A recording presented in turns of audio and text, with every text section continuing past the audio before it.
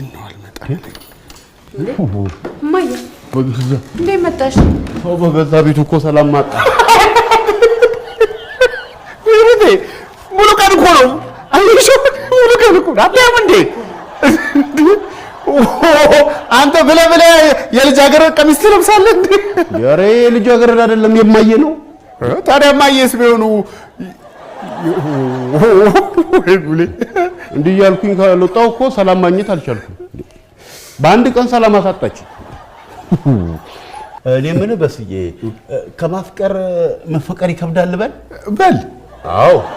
ምን ነው የምሻለው እንዴ ቢከብድ እንጂ አይቀልም አሁን ወደ እናንተ የመጣሁት እንድታመክሩኝ ነው